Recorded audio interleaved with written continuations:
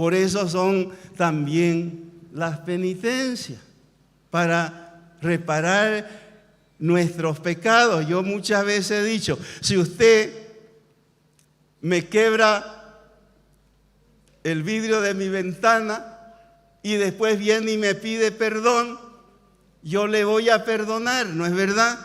Pero ¿qué tiene que hacer usted? Tiene que comprar un vidrio y venga a ponerlo. Eso es reparar la culpa.